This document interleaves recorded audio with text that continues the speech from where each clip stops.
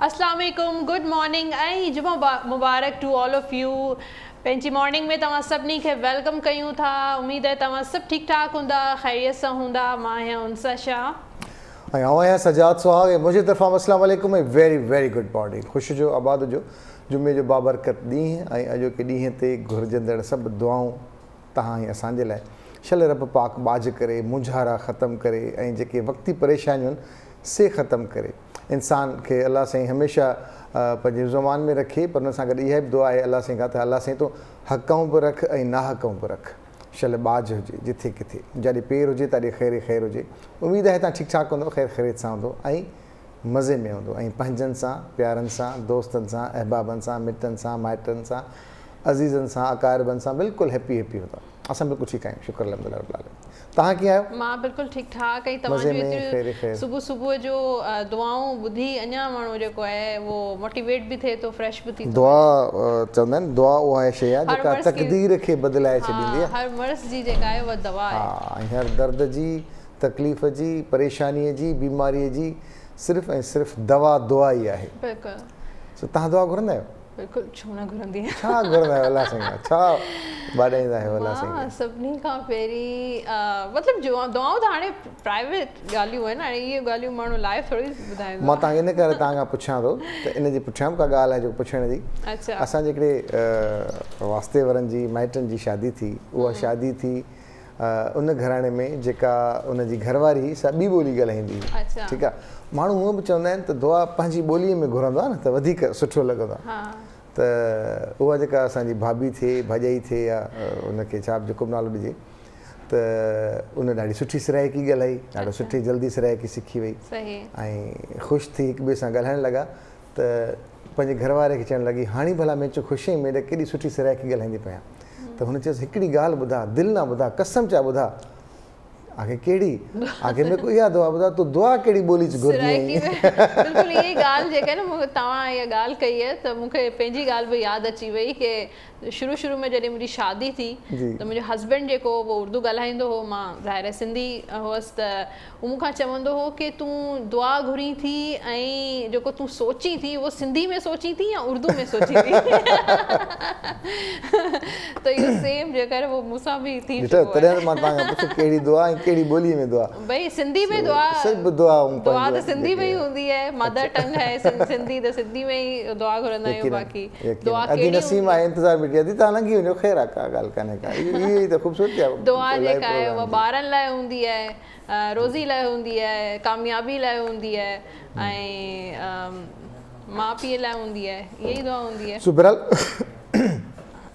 माफ़ु कजो, असांजी दुआ हमेशह सभिनी जे लाइ हूंदी आहे।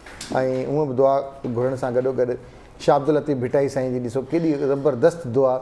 ऐं इहो जेकॾहिं पूरो बेत पढ़िजे त ॾाढो डिघो ऐं लेंदी आहे, जंहिंमें इस्तंबुल आहे ऐं जंहिंमें मशरिक़ आहे, जंहिंमें यूरोप आहे, जंहिंमें खोड़ शयूं आहिनि। पर उन खां सॼे दुआऊं घुरी सभिनी जा नाला वठी करे ऐं पोइ चए थो त साईं सदाईं करी मथे सिंध सुकार, दोस्त मिठा दिलदार, आलम सभु आबाद करे। त पूरे आलम लाइ दुआ आहे। ऐं जेके बि सूफ़ी माण्हू हूंदा आहिनि उहे सभिनी जो ख़ैरु चाहींदा आहिनि। उहे पंहिंजनि सां गॾोगॾु परावनि जे बि परावनि जो ख़ैरु चाहींदा आहिनि, परिंद चरिंद जो बि ख़ैरु चाहींदा आहिनि, पखी पखण जो बि ख़ैरु चाहींदा आहिनि। सो उहा सूफ़ीअ जी अलामत आहे। त इहा ई दुआ जेका आहे उहा कल्ह कराची खे लॻी हुई, ज़बरदस्त बारिश थी हुई, बरसाति केॾी ज़बरदस्त हुई कराची में। मींहुं ॾाढो सुठो वसियो। असांजा इलाइक़ा त वरी बि ठीकु रहिया, पर जॾहिं टीवी में ॾिठोसीं त जेके कराची जा ॿिया इलाइक़ा हुया जेके वीडियोज़ अपलोड थिया हुआ उहा जीअं नाज़माबाद ऐं नागन चौरंगी ऐं गुलशन वग़ैरह जा इलाइक़ा आहिनि उहे काफ़ी ॿुॾी विया पाणी में। ऐं बरसाति जेका आई थिंक अधु कलाक या कलाक लाइ पई हुई, पर ज़बरदस्त बरसाति पई हुई। तव्हांजी वरी ॻाल्हि तां मूंखे हिकिड़ी ॿी ॻाल्हि यादि अची वई। ज़ाल चयो मुड़ुस खे त मां चाहियां थी त कराची जी का चौरंगी मुंहिंजे नाले ते हुजे, का कॉलोनी मुंहिंजे नाले ते हुजे। त मुड़ुस चयसि तुंहिंजे नाले ते आहिनि त सही, ॿ पूरियूं आहिनि न, हिकिड़ी नागन चौरंगी तुंहिंजे नाले ते आहे, भैंस कॉलोनी बि तुंहिंजे। त इहे आहिनि। ऐं मुंहिंजे ख़्याल में जुमे जो ॾींहुं आहे त अॼु टेरो कार्ड खां आगाज़ वठंदासीं, ॾिसंदासीं त अॼोको ॾींहुं असांजे स्टार्स जो कीअं थो गुज़रे, पोइ वधीक हलंदासीं वधीक प्रोग्राम खे खणी। पहिरें सेगमेंट ॾांहुं हलूं था जेसि ताईं अदी नसीम रेडी थिए। अॼु मूंखां वधीक जेका तयारी जेका आहे उहा सजाद जी पई लॻे। अच्छा ड्रेसनि में माशाल्लाह माशाल्लाह ग्लो पिया कयो ब्लू कलर में। महिरबानी तव्हांजी। एरीज़ खां स्टार्ट वठूं था। एरीज़ खां स्टार्ट वठूं था त डेथ जो कार्ड आहे। अॼु जो ॾींहुं जेको आहे जुमे जो ॾींहुं आहे 24 सेप्टेम्बर आहे। त एरीज़ वारनि जो रीजनरेशन डेथ जो कार्ड आहे। नयूं अपॉर्चुनिटीज़ नयूं जेके आहिनि शयूं जेके आहिनि उहे लाइफ में अची सघनि थियूं, चाहे उहे रिलेशनशिप सां रिलेटेड हुजनि, बिज़नेस सां रिलेटेड हुजनि, नयूं ॻाल्हियूं नया माण्हुनि सां मुलाक़ात तव्हांजी थी सघे थी। टॉरस वारनि लाइ हलूं था। पेज ऑफ वॉन्ड्स जो कार्ड आहे टॉरस वारनि लाइ। ऐं टॉरस वारनि खे का गुड न्यूज़ मिलंदी, ख़ुशख़बरी तव्हांखे मिलंदी। ऐं उहा जेका आहे उहा जॉब सां रिलेटेड बि थी सघे थी। को मैसेज तव्हां थी सघे थो जॉब वग़ैरह जे लाइ अप्लाई कयो हुजे त तव्हांखे को मैसेज अची सघे थो, इंटरव्यू कॉल बि अची सघे थी, को दोस्त तव्हांखे यादि करे सघे थो, दोस्त तव्हांखां कोई कॉन्टेक्ट बि करे सघे थो। वाह वाह। जेमिनाई वारनि लाइ कार्ड आहे नाइट ऑफ सोर्ड्स जो। त अॼु जो ॾींहुं थोरो टफ रहंदो, मुश्किल रहंदो। कम इलाही सारा तव्हांखे कंप्लीट करणा आहिनि ऐं ॾींहुं जेको आहे उहो नंढो लॻंदो तव्हांखे। त इलाही सारा कम तव्हां जल्दी जल्दी करण जी कोशिशि कंदा। कैंसर वारनि लाइ कार्ड आहे 7 ऑफ वॉन्ड्स जो। ऐं हिकिड़ो त तव्हांजो अॼु जो ॾींहुं इलाही बिज़ी रहंदो कैंसर वारनि जो इलाही। ऐं पर अहिड़ी एनर्जी बि ॾिसण में अचे पई, कुझु माण्हू अहिड़ा आहिनि जेके तव्हांखे जेको आहे तव्हांजे रिलेशनशिप में मिसअंडरस्टैंडिंग क्रिएट करण जी कोशिशि कंदा, या तव्हांजे बिज़नेस में, या कुझु अहिड़ा जिथे तव्हां कमु कयो था, जॉब कयो था, कुझु अहिड़ा माण्हू आहिनि जेके तव्हां सां जेलस बि थियनि था। थी सघे त तव्हांजी का अहिड़ी फील्ड आहे जंहिंमें इलाही कॉम्पिटिशन आहे। कॉम्पिटिशन हर फील्ड में आहे जी। कैंसर खां पोइ आहे लियो। पेज ऑफ सोर्स जो कार्ड आहे। ऐं पेज आहे त मैसेज का ख़बर मिलंदी, पर सोर्ड आहे त थोरी का बैड न्यूज़ बि मिली सघे थी। अलाह ख़ैर करे, बैड न्यूज़ बि मिली सघे थी या ॿारनि सां रिलेटेड बि का ख़बर मिली सघे थी। लियो खां पोइ आहे वर्गो। व्हील ऑफ फॉर्चून जो कार्ड आहे वर्गो वारनि लाइ। त अॼु चॉइसिस जो कार्ड आहे टेकिंग योर चॉइसिस, यानी कि तव्हांखे जेका बि चॉइस मिले, का अपॉर्चुनिटी तव्हांखे मिले ऐं तव्हां सोचो पियो कि मूंखे इहा अवेल करणु घुरिजे या न करणु घुरिजे, त तव्हांखे सोचणु न घुरिजे। थी सघे थो क़िस्मत तव्हां जो साथ बि ॾिए पई। लिब्रा वारनि लाइ कार्ड आहे 2 ऑफ सोर्ड्स जो। इनडिसाइसिव माइंड ॾिसण में अचे पियो, डबल माइंडेड रहंदा। थी सघे थो ॿ रिलेशनशिप में हुजो या ॿिया कम कंदा हुजो, बिज़नेस सां गॾु जॉब बि कंदा हुजो, ॿ बिज़नेस कंदा हुजो, ॿ कम कंदा हुजो, या ॿ रिलेशनशिप हुजनि, उन जे बारे में बि तव्हां मेंटली थोरा इनडिसाइसिव डबल माइंडेड रहंदा कि मूंखे कहिड़ी शइ खे वक़्तु ॾियणु घुरिजे, कीअं मैनेज करणु घुरिजे। स्कॉर्पियो 8 ऑफ कप्स जो कार्ड आहे। का उम्मीद आहे, का एक्सपेक्टेशंस आहे, उहा पूरी न थींदी। उन सां गॾु काफ़ी सारे स्कॉर्पियंस जो कुझु घर में कुझु गड़बड़ थी सघे थी। का सैड एनर्जी ॾिसण में पई अचे। ऐं उन जे अलावा जेको आहे का एक्सपेक्टेशंस आहे, का तव्हांजी उम्मीद आहे, को प्लान कयो अथव, उहो पूरो न थी सघंदो।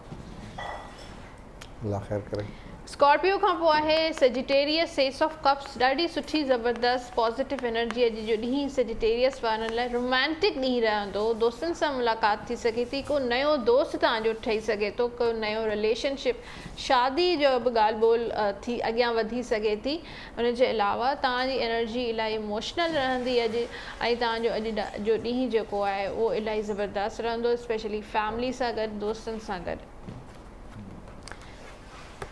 कैप्रिकॉर्न 7 ऑफ कप्स जो कार्ड आहे। इमोशनल चॉइसिस जो कार्ड आहे। थी सघे थो को दोस्त तव्हां सां नाराज़ थी वियो हुजे या तव्हां हुन सां नाराज़ थी विया हुजो, ऐं या को जेको माइट या रिलेटिव सां तव्हांजी जेका आहे को खिटपिट थी वई हुजे त उहो माफ़ी घुरी सघे थो तव्हां सां अची, माफ़ करे छॾिजो। ऐं डिफरेंट चॉइसिस तव्हां वटि अची सघनि थियूं। रिश्तनि सां रिलेटेड मुख़्तलिफ़ रिश्ता थी सघे थो, कुझु 2-3 रिश्ता आया हुजनि ऐं तव्हां कंफ्यूज़ हुजो कि कहिड़ो रिश्तो मुंहिंजे लाइ बहितरु आहे। ऐं हाणे हलूं था एक्वेरियस ॾांहुं। एक्वेरियस 6 ऑफ सोर्स जंहिंजी हेल्थ इश्यूज़ एक्वेरियस वारनि जा सिहत सही न हुई, तव्हांजी तबियत ठीकु न रहंदी हुई, त इहो हीलिंग जो कार्ड आहे। तव्हांजी सिहत इंशाल्लाह बहितरी जी तरफ़ हले वञे पई, बहितरी ॾांहुं वञे पई ऐं हीलिंग पई थिए। मेंटल हीलिंग बि आहे हिन में, फिज़िकल हीलिंग बि आहे। इलाही सारा एक्वेरियस अॼु ट्रैवल बि कंदा ऐं ट्रैवल हुननि लाइ लकी रहंदो। लास्ट कार्ड आहे पाइसिस वारनि जो 8 ऑफ वॉन्ड्स जो कार्ड आहे। कम्युनिकेशन जो कार्ड आहे। सारनि माण्हुनि सां मुलाक़ात, कम्युनिकेशन, ॻाल्हि ॿोल थी सघे थी, मीटिंग्स थी सघनि थियूं ऐं ट्रैवल बि तव्हांजो अॼु थी सघे थो। ऐं जेको बि कम जो इरादो आहे इंशाल्लाह उन में तव्हांखे कामयाबी ज़रूरु मिलंदी इंशाल्लाह ताला। अल्लाह बहितर कंदो ऐं इहे कामयाबियूं ऐं इहे मुंझारा ज़िंदगी जो हिसो आहिनि, पर ऑब्स्टिकल्स ईंदा रहंदा आहिनि ज़िंदगी में, पर बहितर इहो आहे त हुनखे कहिड़े तरीक़े सां सुहिणे अंदाज़ सां हल कजे ऐं हर कमु, हर मुश्किल या हर ऐं ऑप्टिमिस्टिक रहिजे कि तव्हांखे पूरो सॼो जेका आहे न फेथ हुजे कि इहो कमु थींदो, थी वियो आहे त पोइ जेको आहे उहो कमु ज़रूरु थींदो आहे। अगरि नंढड़ी बि का नेगेटिव थॉट तव्हां वटि ईंदी या नंढड़ो बि कॉन्फ्लिक्ट ईंदो त तव्हांजो कमु न थींदो। पर उहो ओवरऑल उहे बि आहे त हर मसइले जो हिकिड़ो हल त आहे ई आहे। हल जी तरफ़ वञिजे बनस्बत इन जे त असां मसइले ते ई पिया ॻाल्हाईंदा आहियूं, पिया विलोड़ींदा आहियूं मसइले खे, पर हल छा आहे, हल जी तरफ़ हलिजे, हल सोचिजे सुठे तरीक़े सां, सुठे अंदाज़ सां, त अलाह साईं वरी मदद बि कंदो आहे उन्हनि जी जेकी कोशिशि कंदा आहिनि। सो ॾाढो सुठो आहे जीअं कोशिशि करे पई त सुठो भतु चढ़िया। अॼु उहो बि जुमे जो ॾींहुं आहे ऐं को न को अॼु असांखे खाइण लाइ भतु मिलंदो, चांवर मिलंदा, उहो बिरयानी जी शक्ल में हुजनि या पुलाव जी शक्ल में हुजनि या सिंगापुरियन राइस जी शक्ल में हुजनि या अस्सलाम वालेकुम अदी, कीअं आहियो? Very good morning. जुमे जो ॾींहुं मुबारक तव्हां सभिनी तव्हांखे अॼु अचणु सर ते ई हुन सां चयो अस्सलाम वालेकुम ऐं जुमा बाज़ार मुबारक, पोइ चवंदा न जुमे जो ॾींहुं मुबारक। जुमा बाज़ार आहे न जी, अॼु में केॾी ख़ुशी थींदी जुमे बाज़ार। जुमे बाज़ार सां यादि आयो कि कल्ह असां जॾहिं असां पंहिंजे न्यूज़ स्टूडियो में हेठि वियासीं त असांखे जेको आहे अंदाज़ो थियो कि असां केतिरो घोड़ था कयूं पंहिंजे स्टूडियो में ऐं हुते एतिरी ख़ामोशी आहे, बिल्कुलु पिन ड्रॉप साइलेंस हो न हो न हिते जुमे बाज़ार त असां लॻंदा अदी। नसीम छा था ठाहियो, छा था खारायो? कराची बिरयानी। कराची बिरयानी जी, इहा अलॻि आहे न? अलॻि छो आहे, कराची बिरयानी अलॻि आहे चेंज आहे। लाहौर बिरयानी अलॻि आहे, लाहौर बिरयानी अलॻि आहे, पिशावरी बिरयानी आहे। उते बिरयानी ठाहींदा आहिनि, हुते दम पुख्त ठाहींदा आहिनि, हुते चपली कबाब घणो ठहंदो आहे। चपली कबाब, दम पुख्त ऐं हिकिड़ो खिचड़ी ठाहींदा आहिनि ईद जे ॾींहुं। तव्हांखे ख़बर आहे कुर्बानी वारी जेका ईद थींदी आहे, ईद उल अज़हा ते हुते मलाई सां खाईंदा आहिनि अक्सर पराठा खाईंदा आहिनि, पर इहो जेका स्पेसिफिक हिननि जी डिश आहे कि जॾहिं कुर्बानी वारी ईद थींदी आहे त उहो खिचड़ी ठाहींदा आहिनि। हिननि जी का स्पेशल खिचड़ी हूंदी आहे। पोइ खिचड़ी घर में घर वारा त खाईंदा आहिनि, पर हू माइटनि खे बि विराईंदा आहिनि, दोस्तनि खे, मतिलबु एतिरो मतिलबु पूरो सुठी करे ठाहींदा आहिनि। खिचड़ी बि ठाहींदा आहिनि, उहो हिकिड़ो असां त रोज़ खिचड़ी ठाहींदा आहियूं। खिचड़ी वारी उहा खिचड़ी न, पेट जे सूर वारी खिचड़ी न, हिकिड़ी पेट जे सूर वारी खिचड़ी आहे, ॿियो असां खिचड़ी पचाईंदा आहियूं रोज़। उहो दिमाग़ में खिचड़ी हूंदी आहे। घणा माण्हू दिमाग़ जी ॾही ठाहींदा आहिनि, घणा माण्हू दिमाग़ जी लस्सी ठाहींदा आहिनि, कुझु खिचड़ी ठाहे रेसिपी ॿुधाइजो। जी, पंहिंजी किचन में सभिनी ॾिसण वारनि खे अस्सलाम वालेकुम। वालेकुम अस्सलाम। जुमे जो ॾींहुं मुबारक। अॼु पंहिंजी किचन में जेका रेसिपी आहे उहा आहे कराची बिरयानी। हुनजे बारे में तव्हांखे थोरो इंग्रेडिएंट मां ॿुधायां थी। पहिरियों असां चांवरनि खे भिॼाए पाणी में भिॼाए रखंदासीं 30 मिनट या जेतिरो टाइम हुजे, थोरो वधीक भिॼाईंदो त वधीक माना चांवर सुठा थींदा। हुन खां बाद में असां हिनखे बॉइलिंग में रखंदासीं। बॉइल में 2 चम्मच ऑयल जा विझंदासीं, कमालपट, दालचीनी, फूदनो ऐं सावा मिर्च उन पाणी में विझी ऐं 1 चमचो विनेगर जो विझंदासीं। विनेगर न बि आहे त को मसइलो न आहे, लीमो आहे त लीमे जो पाणी विझी छॾियोसि थोरो। उन खां बाद में हिनखे पचाईंदासीं 70% खां बॉइलिंग में करे पोइ असां माना छाणे बिल्कुलु थधे पाणी में साफ़ करे पोइ 1 या 2 चम्मच हिन में ऑयल विझी छॾंदासीं, इन जे करे जो पाण में चांवर जेके आहिनि मिलनि न। हुन खां बाद में असां जेके असांजो ॿियो सेकेंड प्रोसेस आहे उहो आहे चिकन खे मैरिनेट कंदासीं। मैरिनेट करण में बिरयानी मसालो तव्हां विझी सघो था कोई बि, या पंहिंजे घर में जेको मसालो आहे उहो यूज़ करे सघो था। त उनखे मैरिनेट करे ॾही में विझी मैरिनेट कंदासीं। अदरक थूम मिर्चूं इहे ॿई माना 3 शयूं पाण में ग्राइंड करे इन्हनि जो माना 3 चम्मच करे असां हिन मैरिनेट में विझंदासीं। हुन खां बाद में असां जेके बसर आहिनि, पटाटा आहिनि, टमाटर आहिनि, सावा मिर्च आहिनि, पुदीनो आहे, सावा धाणा आहिनि, उहो असां जॾहिं पचाईंदासीं उहो मां तव्हांखे थर्ड ॿुधायां पई। बसर असां हिकिड़ो विझंदासीं, ऑयल विझी बसर विझंदासीं। हुन खां बाद में जेका मैरिनेट चिकन आहे उहा असां ऐड कंदासीं।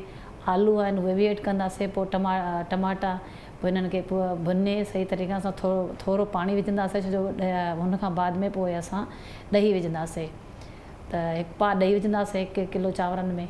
ॾही विझी, ॾही में त ऑलरेडी पाणी हूंदो आहे, पोइ हुनखे पचाए जॾहिं पाणी ख़ुश्क थी वञे पोइ जेके चांवर आहिनि असांजा उहे हुननि जे मथां चिकन रखी पोइ तह ॾींदासीं 2 या अचनि या 3 अचनि अहिड़े तरीक़े सां। पोइ हुनखे बाद में असां एसन विझंदासीं। एसन में तव्हां जहिड़ो बि यूज़ करे सघो, न बि विझो बि तव्हांजी मर्ज़ी आहे, पर में एसन विझण में इहो थींदो आहे ख़ुशबू हिकिड़ी ईंदी आहे बिरयानी जी, बिरयानी एसन मिलंदो आहे। हुनमें पोइ ज़र्दे जो कलर विझंदासीं। हुन खां बाद में पुदीनो विझी पोइ दम ते रखे छॾींदासीं। ऐं हुन खां दम जॾहिं उहो पाणी ख़ुश्क थी वञे बिल्कुलु, पोइ कढे हिन में ट्रे में गार्निश कंदासीं। जे बसर ब्राउन बसरनि जी गार्निश कंदासीं। असांजी रेडी कराची बिरयानी रेडी। ऐं एसेंस जेको तव्हां चयो पिया न एसेंस विझूं था, उनजी जेकी क्वांटिटी आहे उहा इलाही घटि हुअणु घुरिजे। कुझु ड्रॉप्स विझो छो त एसेंस पाणी में ऐं एसेंस वधीक थी वेंदो न त हू उनजो अजीब टेस्ट थी थो वञे। पाणी में न वधीक थींदो, हिकिड़ो ड्रॉप विझंदासीं त पाणी में पाणी में विझी ऐं पोइ इहो विझो, पोइ सही थी वेंदो। इहो मूंसां सीन पहिरीं इलाही थी चुको आहे जॾहिं मां स्टार्ट में कुकिंग हिकिड़ो पाणी वारो मिलंदो आहे केवड़ा वाटर। पाणी वारो हिकिड़ो मिलंदो आहे बग़ैर पाणी, हिकिड़ो मिलंदो आहे केवड़ा वाटर। उहो उन में तव्हांखे कुझु न थींदो। केवड़ा वाटर में ऑलरेडी पाणी हूंदो आहे। अहिड़ो एक्सपीरियंस थियो आहे हिन जो एसेंस जो त मां त घर में एसेंस रखे ई कोन, छो त उहो सिरको ऐं जेको आहे एसेंस हिकु जहिड़ो हूंदो आहे। मूंखे ईअं लॻंदो आहे ईअं न मां सिरके जी जॻह ते केवड़ो विझी छॾियां। सही।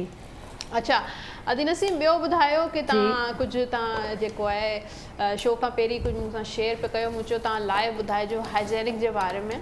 जी ॿुधायो। हाइजीन जे बारे में तव्हां कुझु शेयर पिया कयो कि किचन में केतिरी सफ़ाई रखणु घुरिजे, हथ साफ़ रखणु घुरिजनि ऐं भाॼियुनि खे पहिरीं जेको आहे वॉश करे पोइ इस्तेमालु करणु घुरिजे। सही।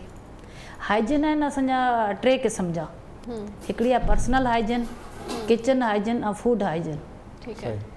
छो जो जॾहिं असां पर्सनल हाइजीन में इहो अचे थो, तव्हां सुबुह जो पंहिंजो पाण खे बिल्कुलु तड़ करे पोइ नूंहं लाहे, छो जो हीअ असांजा हाइजीन जा ई आहिनि। इन्हनि में हुन खां बाद में बिल्कुलु पाण खे साफ़ु करे वार बि पंहिंजा बंदि करे पोइ तव्हां किचन में अचो। सही।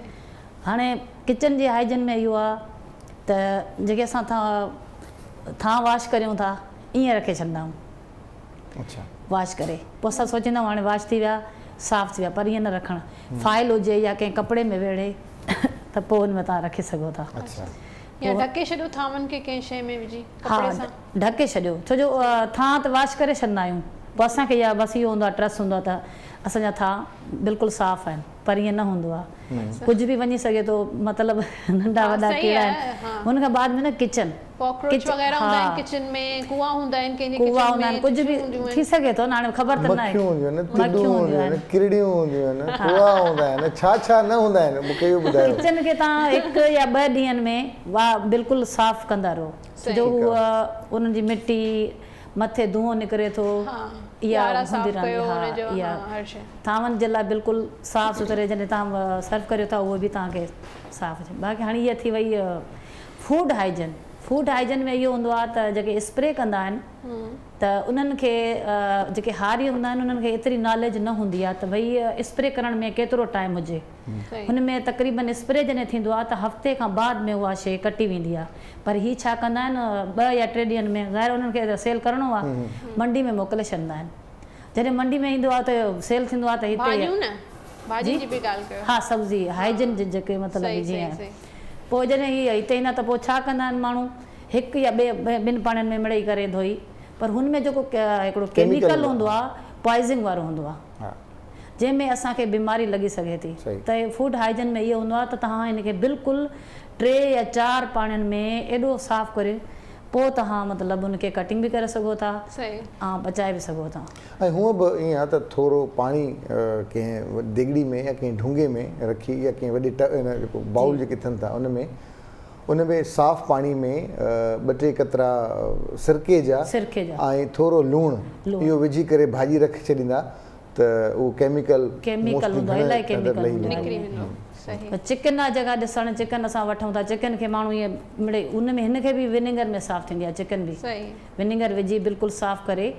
गोश्त आहे, गोश्त खे बि फ्रेश खायो, छो जो रखियल केमिकल हूंदा आहिनि या जॾहिं तव्हां रखो था या किथां वठी अचो स्टोर थियल त हुनखे ॿीहर वॉश करियो पाण सुठे तरीक़े सां। इहा हाइजीनिक जब माण्हू फॉलो करे त थी सघे थो त बीमारियूं घटि थी वञनि। महिमान सां मुलाक़ात कयूं था ऐं जीअं अधी ब्रेक खां अॻु अधी नसीम ॿुधायो त जेका पर्सनल हाइजीन आहे उहा केतिरी इंपॉर्टेंट आहे किचन जे हवाले सां, पर्सनल ऐं हिन खां पोइ असां जेको कुझु खाऊं था उहो केतिरो इम्पॉर्टेंट आहे। इहो त इम्पॉर्टेंट आहे, पर छा खाऊं था, असांजी सिहत लाइ छा ठीकु आहे ऐं कहिड़ी अहिड़ी सख़्तु शइ आहे जेका न खाइणु खपे। कॾहिं कॾहिं इंसानु खाईंदे खाईंदे टड़क थी वेंदी आहे ऐं पोइ ईअं अखियुनि मां पाणी ऐं दिमाग़ु हिकिड़ी जाइ ते थी वेंदो आहे त थियो छा मूंसां त ख़बर तॾहिं पवंदी आहे जॾहिं अधु होड़ भॼी पवंदी आहे या अधु होड़ भॼी पवंदी आहे या को ॾंद में सूरु थींदो आहे या का अचानक अहिड़ो मतिलबु सेंसिटिविटी वधी वेंदी आहे। थधे पाणी पीअण सां, गरम खाइण सां या का सख़्तु शइ ॾंदनि में अची वञण सां ज़ारा कुझु प्रॉब्लम थींदी आहे त पोइ फ़ौरन ख़्यालु ईंदो आहे त टोटको कजे या डॉक्टर ॾे वञे।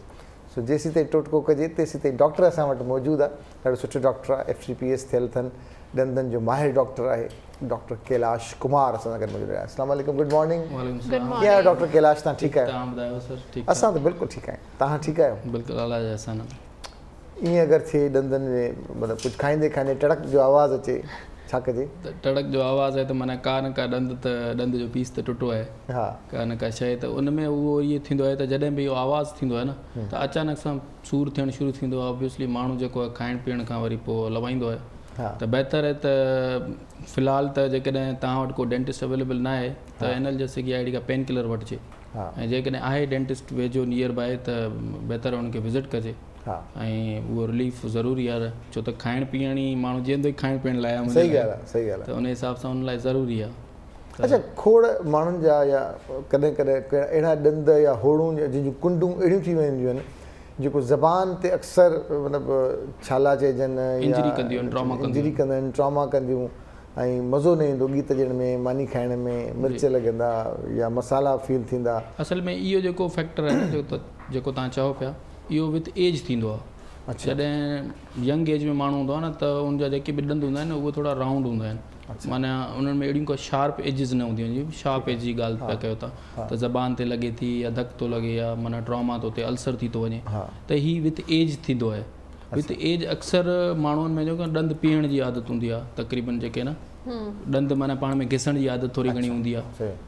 डेली लाइफ में रूटीनली डे टाइम में बि माण्हू जेको ॾंद पाण में घिसंदो रहंदो आहे या कंहिं स्ट्रेस सिचुएशन में ॾंदनि खे गुस्सो कंदो आहे त स्ट्रेस सिचुएशन में या राति जो अक्सर माण्हुनि खे ॾंद कुटण जी आदत हूंदी आहे त उन सूरत में इहे शार्प एजिस थी वेंदियूं आहिनि। अच्छा, त इन जो वरी इलाजु डिफरेंट तरीक़ा आहिनि इन जे इलाज जा।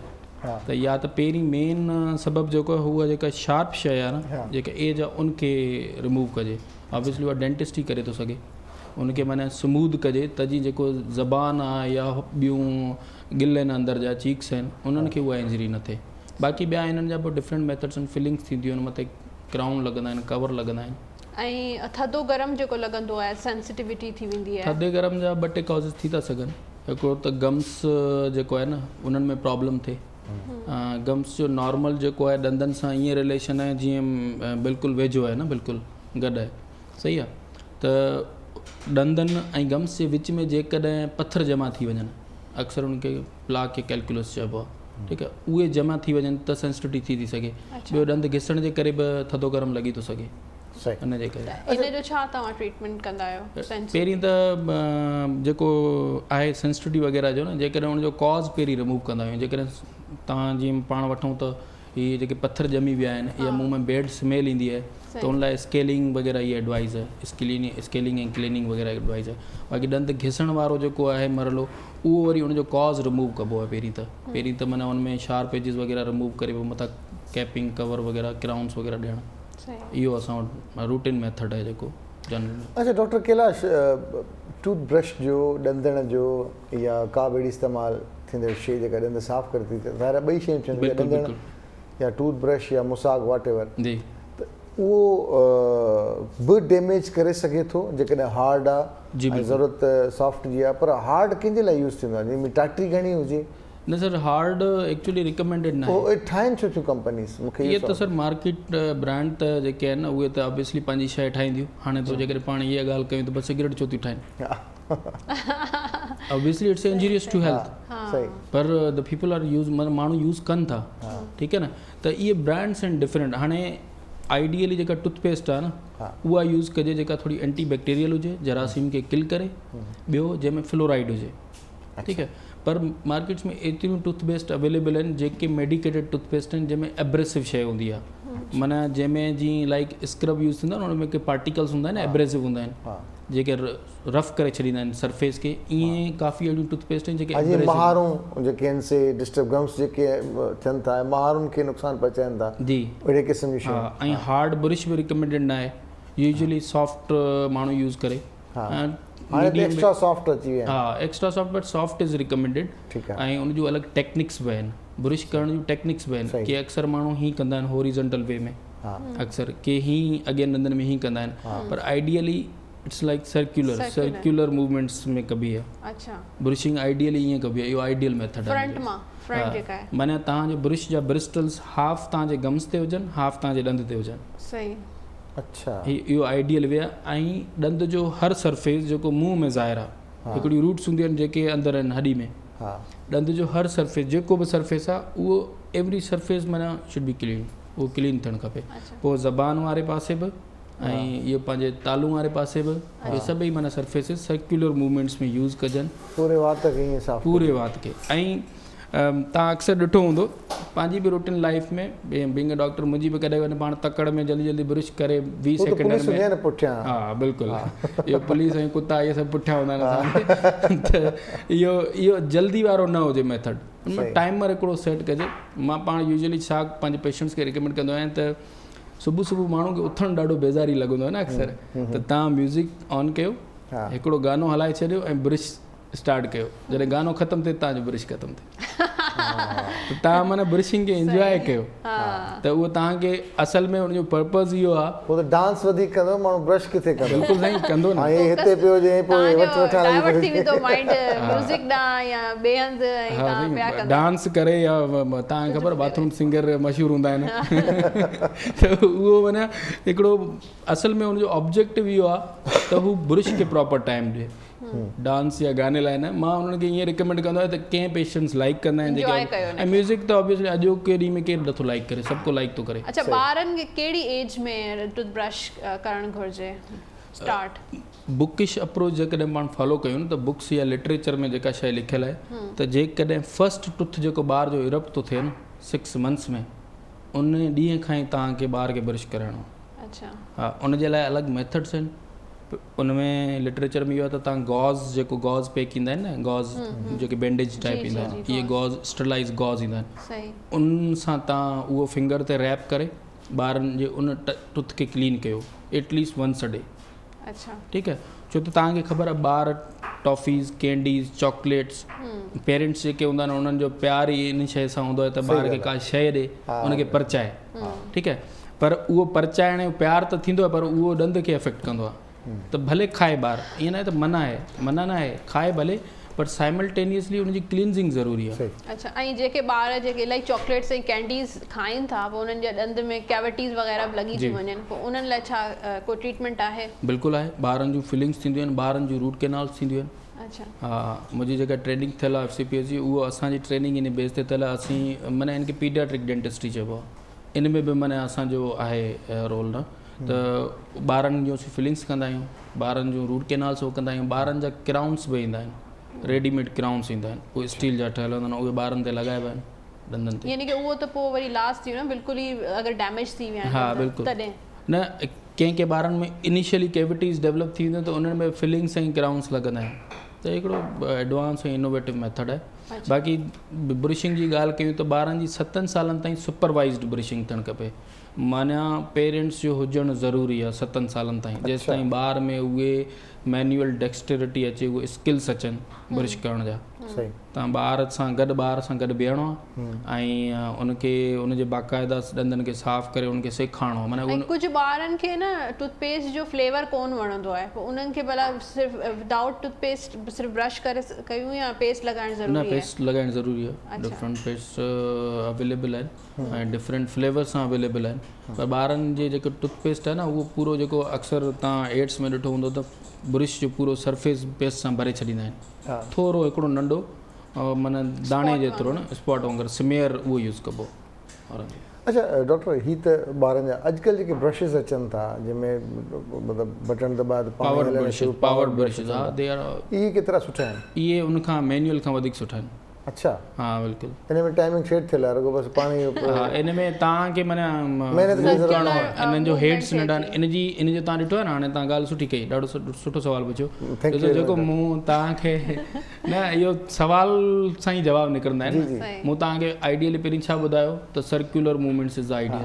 हाणे पावर्ड ब्रशिस में छा आहे, सर्कुलर मूवमेंट्स आहे, त उनखे तव्हां खणी वञो, उहो पाण ई पंहिंजी परफॉर्मेंस ॾेखारींदो ऐं तव्हांखे बसि हैंड मूवमेंट्स करणी बाक़ी, पर रखिणो तव्हांखे हर जॻह ते पवंदो, रखिणो हर जॻह ते पवंदो, ईअं न तव्हां रुगो झले वेठा हुजो त उहो कुझु न कंदो, छॾे ॾिजे स्वात में तूं पंहिंजो कमु लाइ। इहो हाणे इंशाल्लाह अहिड़ो कोई इन्वेंट थिए, माण्हू मुंहुं खोले ऐं बसि ब्रश पाण ई कमु करे। अच्छा, ॿियो माउथ वॉश जो इस्तेमालु केतिरी हद ताईं बहितर आहे ऐं केतिरा दफ़ा करणु खपे, ॾींहं में, हफ़्ते में, महीने में? आइडियली रिकमेंडेड न आहे माउथ वॉश जनरली। अच्छा, हा बिल्कुलु, छो त माउथ वॉशिस में कुझु मेडिकल जी ज़बान में इहो बिल्कुलु माना उनजो कंहिं पर्पज़ लाइ रिकमेंड हूंदो आहे न, जेकॾहिं का गम्स में प्रॉब्लम है, जी सेंसिटिविटी प्रॉब्लम है, ठीकु है, छो त इहे इन माउथ वॉशिस में लोकल एनेस्थेटिक सॉल्यूशन हूंदो आहे। अच्छा, ठीकु आहे, ऐं उन खां अलावा ॿिया अहिड़ा काफ़ी इंग्रीडियंट हूंदा आहिनि। नॉर्मली असांजे मुंहुं में अहिड़ा हिकिड़ा जरासीम रहनि था जेके असांजी बॉडी लाइ फ़ाइदेमंद आहिनि। हे माउथ वॉश छा आहे, उन्हनि जरासीम्स खे किल थो करे छॾे। अच्छा, पोइ उन किल करण जे करे ॿिया हिकिड़ा अहिड़ा जरासीम आहिनि जेके असीं डेली फूड इंटेक कयूं था, का बि शइ खायूं था त उन्हनि में बि जरासीम अचनि था, पोइ उहे उन जी जॻहि वठी था छॾनि। त आइडियली त डेली यूज़ इज़ प्रोहिबिटेड, ठीकु आहे, न करणु खपे। जॾहिं डॉक्टर प्रिस्क्राइब करे, फॉर एग्ज़ाम्पल जेकॾहिं गम्स में प्रॉब्लम आहे, ॾंदनि में सेंसिटिविटी आहे, या ॿियो को इशू आहे, या कोई अहिड़ी सर्जरी थी आहे, त एटलीस्ट असीं हिकु हफ़्ते या 10 ॾींहंनि लाइ प्रिस्क्राइब कंदा आहियूं। उन केसिस में जॾहिं कैविटीज़ वधीक थी वेंदियूं आहिनि त फ्लोराइड, अहिड़े माउथ वॉशिस में फ्लोराइड हूंदो आहे न, त उहे असीं प्रिस्क्राइब कंदा आहियूं, वधीक न कंदा आहियूं प्रिस्क्राइब। अच्छा, विज़डम टूथ जेको अचे थो, अकल ॾाड़ जंहिंखे चइजे थो, त उहा इलाही तकलीफ़ सां अचे थी, उन जो को तकलीफ़ घटाइण जो को आहे ट्रीटमेंट तव्हां वटि? विज़डम टूथ जेको आहे न, उहो मां त चवंदो आहियां त हिकिड़ो गिफ्ट अहिड़ो आहे जेको कंहिंजे लाइ फ़ाइदेमंद थींदो आहे, कंहिंजे लाइ नुक़सानकार। ठीकु आहे न, कंहिंखे गिफ्ट ॾियूं, को ख़ुशि थींदो आहे, कंहिंखे न वणंदो आहे, त विज़डम टूथ अलाह साईं जे तरफ़ां अहिड़ी हिकिड़ी शइ आहे। हाणे उहो जेको आहे कॾहिं सिधो ईंदो आहे त को मसइलो न आहे, जेकॾहिं उहो पंहिंजी पोज़ीशन मटाए थो छॾे न, टेढ़ो थो अचे, ईअं माना सिधो पासे वारे ॾंद खां ईअं टेढ़ो थो अचे, त पोइ सूरु कंदो आहे, त उनजो रिमूवल लाज़मी आहे, उनखे कढाइण लाज़मी आहे, छो त एतबार न आहे। हा बिल्कुलु साईं, ऐं रिमूवर जेको आहे बेवफ़ा आहे, ईअं चयो त ॿाहिरां कंहिं तोहफ़ो मोकिलियो आहे, जंहिंजे हथां मोकिलियो उहो माण्हू सही न आहे, उहो तोहफ़ो मटाए वियो आहे। ऑनलाइन जी शयूं घुरायूं न, जीअं का शइ सुठी न निकिती। रिमूवल जेको आहे इहो जॾहिं सॼो ईंदो तॾहिं रिमूव थींदो या अधु ताईं रिमूव थी वेंदो? न, प्रॉब्लम करे थो त पोइ सॼो रिमूव थींदो, पोइ भले केरु किथे बि हुजे मुंहुं में, यानी कि शुरू में जीअं हल्को हल्को निकिरे थो ऐं तव्हांजी ॾाट सुॼी थी वञे, त ओॾी महिल पोइ उनजी पोज़ीशन ॾिसंदा आहियूं, क्लिनिकली मुंहुं में अंदरि एक्सरे वग़ैरह करे ॾिसंदा आहियूं। जेकॾहिं उहो सिधो थो अचे त ठीकु आहे, अची वेंदो आहे, को मसइलो न आहे। पोइ उहे ई कुझु ॾींहुं माउथ वॉशिस, कुझु ॾींहुं पेन किलर ॾींदा आहियूं। जेकॾहिं उनजी पोज़ीशन सही न आहे त पोइ कढणो पवंदो आहे। अच्छा, ॿियो डॉक्टर कैलाश, खोड़ अहिड़ा ॿार थियनि था जेके आउं थो चूसनि था, चुसे चुसे पोइ हुनजो जेको ही ॿाहिरि ॾंदनि ॾंद निकिरी आहिनि ॾंद त ॿाहिरि निकिरनि था ऐं सिर्फ़ु ॾंद नथा निकिरनि बल्कि पूरो शेप उहो थी थो वञे ओपन वाइट थी थो वञे बिल्कुलु त उनजो छा इलाजु आहे त उहो त पहिरीं उनजी आदत खे रिमूव करिणो पवंदो न उनजी जेका आदत हूंदी न त उनखे रिमूव करिणो पवंदो पहिरीं त ॿार जी काउंसलिंग कबी आहे ॿार खे काउंसल करे उनखे सम्झाइणो हूंदो आहे उन खां पोइ कुझु अहिड़ी डिवाइसिस हूंदियूं आहिनि जे ॿार जे मुंहं जी माप वठी करे उहे डिवाइसिस ॿार खे पाइण लाइ ॾींदा आहियूं या अक्सर ॿिया बि टोटका हूंदा आहिनि जेके अक्सर पाण सिंधियुनि में जेके न अंगूठे ते मिर्च लॻाए छॾींदा आहिनि कपिड़ो ॿधे छॾींदा आहिनि ऐं इहे शयूं बि माना लिटरेचर में आहिनि त इहे बि आइडियली फॉलो थी थियूं सघनि मेन शइ आहे उन कॉज़ खे रिमूव करिणो आहे कॉज़ रिमूव कयो पोइ हाणे जेका शेप चेंज थी आहे न उनजे लाइ ॿारनि में बि ब्रेसिस वारी ट्रीटमेंट थींदी आहे ब्रेसिस त चलो ॾंद अंदरि कनि था उहो जेको शेप बिगड़िजी वञे शेप थी वेंदो ब्रेसिस माना ब्रेसिस जो मतिलबु इहो न आहे त ब्रेसिस लॻंदा उन्हनि खे उहो त 11-12 सालनि जी एज में लॻंदा पर उन खां पहिरीं बि कुझु अहिड़ियूं डिवाइसिस ईंदियूं आहिनि जेके ॿार खे पाइणी पवंदियूं आहिनि ॾिसो असां में जेको आहे न मेल ऐं फीमेल जो हिकिड़ो ग्रोथ जी लिमिट आहे 18 खां 20 सालनि ताईं उन्हनि जूं बोन चेंजिस थींदियूं रहंदियूं आहिनि हॾियूं त उहे डिवाइसिस छा कंदियूं आहिनि उन्हनि जे हॾियुनि खे मॉडिफाई करे छॾींदियूं आहिनि माना उहे डिवाइसिस पाइणियूं पवंदियूं आहिनि महीने विज़िट करिणो पवंदो आहे साल 1.5 साल उनजो ट्रीटमेंट हूंदो आहे पोइ उनजो जेको आहे उहो माना शेप चेंज करे छॾींदियूं आहिनि विथ टाइम अदरवाइज़ अहिड़नि ॿारनि खे ब्रेसिस में काफ़ी जेको ट्रीटमेंट में काफ़ी टाइम थो लॻे आम जेके ब्रेसिस लॻनि था न इहो एक्चुअली में जेके इहे ॿारनि जो ट्रीटमेंट आहे न जल्दी ओवरकम थो थिए छो त ॿारनि जी बोन आहे न एडेप्ट ॾाढी थी थिए सही आहे जल्दी उहो उनजो ग्रोथ रेट इलाही फास्ट हूंदो आहे सही कॉलर न सादा हाँ कॉल जी अस्सलाम वालेकुम गुड मॉर्निंग वालेकुम सलाम भाजी डॉक्टर साहब सां ॻाल्हाइणो आहे जी जी ॻाल्हायो तव्हां पंहिंजो नालो ॿुधायो ऐं किथां पिया ॻाल्हायो जी आमिर अहमद उमरकोट खां जी जी अदा ॿुधायो छा सवाल कंदा और मुंहिंजी नंढड़ी 4-5 साल जी आहे उन ॾंद जेको आहे न ॼाए ॼमंदे का मिठाण जे करे कारा थी विया आहिनि सभु कमज़ोर आहिनि इन लाइ छा सोल्यूशन आहे कारा ऐं कमज़ोर थी विया आहिनि कारा दाग थी विया आहिनि जहिड़ा न सुठो सवाल आहे घणनि सालनि जी आहे तव्हांजी 4 सालनि जी आहे न त पहिरीं त तव्हां उनखे ब्रश वग़ैरह जी आदत विझो कारा थी विया हा कारा थी आहिनि कैविटीज़ थी वई हूंदियूं ठीकु आहे ऑब्वियसली ॿार जेका मुंहुं खीर जा ॾंद आहिनि चलो इहे थींदा रहंदा आहिनि अक्सर बिल्कुलु खीर जा ॾंद जेके परेशान थियण जी ज़रूरत न आहे साईं थींदा रहंदा आहिनि सफ़ाई रखो न पर उनजी ट्रीटमेंट कराइण ज़रूरी आहे ॿारनि में अक्सर जेको आहे न ॾंद कैविटीज़ थी वेंदियूं आहिनि न त उनमें सूर वग़ैरह थियण जो ॾाढो रिस्क हूंदो आहे ऐं अक्सर इहे ॿार जेके आहिनि निंढूं हराम करे छॾींदा आहिनि पेरेंट्स जूं राति जो सूर वग़ैरह थींदो आहे त पहिरीं कैविटीज़ जो ट्रीटमेंट ज़रूरी आहे ऐं ब्रश बि रेगुलर करायो असल में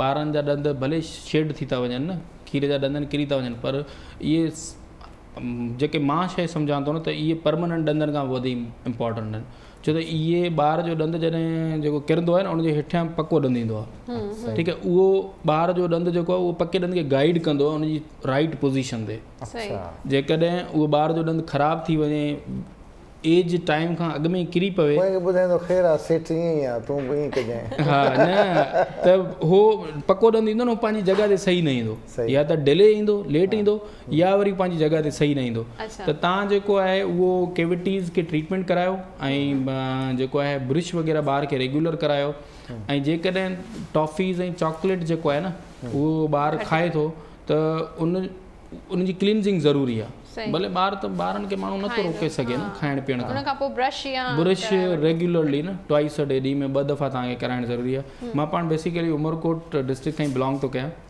हा पर उमरकोट वारनि माण्हुनि जा अॻियां ॾंद मां अक्सर ॾिठो थर वारनि जा थोड़ा येलोइश टच हूंदा आहिनि फ्लोराइड जे करे उते घणो मिनरल्स वधीक आहिनि फ्लोराइड वधीक नॉट उमरकोट जैकोबाबाद नवाबशाह साइड जा पेशेंट्स असां वटि पाणी जे करे अंडरग्राउंड वाटर जेको यूज़ थींदो आहे पर जेकॾहिं आस्ते आस्ते हू पाणी चेंज थींदो रहे त पोइ पाणी असल में तव्हांखे ख़बर आहे ॾंद जो ठहिण जो मरलो जॾहिं स्टार्ट थींदो जॾहिं ॿार माउ जे पेट में हूंदो आहे तॾहिं ॾंद जे ठहिण जो मरलो शुरू थी वेंदो आहे हा पोइ उन टाइम में जॾहिं माउ बि पाणी पीअंदी आहे न उहो अंडरग्राउंड वाटर त उन मां बि फ्लोराइड ॿार जे ॾंदनि में वेंदो आहे सही त टूथब्रश वारा फ्लोराइड थर मां वठी वेंदा आहिनि एडवाइस करणु खपे उन्हनि खे फ्लोराइड तव्हांखे ख़बर आहे त फ्लोराइड एलिमेंट ॾाढो एक्सपेंसिव आहे रेगुलर जेके बि टूथपेस्ट आहिनि उन्हनि में न आहे अवेलेबल फ्लोराइड लाइ अलॻि टूथपेस्ट ईंदियूं आहिनि सही त इहो एलिमेंट हा, हिकिड़ो आहे न, इहो बि सही। एक्सपेंसिव आहे। अच्छा मुंहिंजो जेको नंढड़ो आहे हुनजो हींअर खीर जो ॾंदु किरियो आहे हिकिड़ो, ठीकु आहे, एज घणी आहे? 7 years, हाणे 7 थींदो नवंबर में। हा माना 6+ साल हा में। 6+ आहे त हुनजो हेठियों जेको- किरियो हूंदो? हा हेठियों किरियो आहे, पर जेका खीर वारो जेको ॾंदु हुआ उनजी मतिलबु उन खां पोयां आयो आहे, हा पोयां ईंदो आहे, पोज़ीशन चेंज थी उहो वई पोयां आहे। ईंदो आहे। अक्सर खीर वारे ॾंदनि खां पुठियां ॾंद हुनजा जेके मथे गिरफ्त स्पॉट हूंदा आहिनि उहो पुठियां ई हूंदा आहिनि।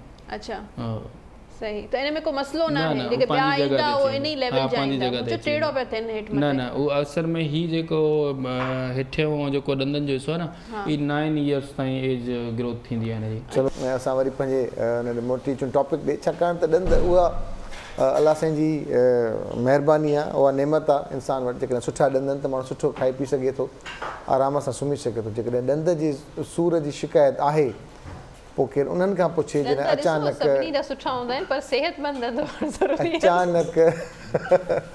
अचानक राति जो सूरु पवे ऐं ख़बर पवे त का पेन किलर बि कान्हे, डॉक्टर बि परे आहे, का शइ कान्हे का, पोइ रब रहम करे, पोइ ख़ैरु हुजे, पोइ सुबुह ताईं उथंदो सभु टोटका कंदो, जेतिरा टोटका घर में मौजूदु हूंदा, जेके जेके ॿुधा हूंदा सभु कंदो त इहो सूर मां जान छुटे, एॾो सेंसिटिव हूंदो। डॉक्टर कैलाश असां सां गॾु मौजूदु आहे, डॉक्टर कैलाश कुमार, डॉक्टर के जे नाले सां मशहूरु आहे।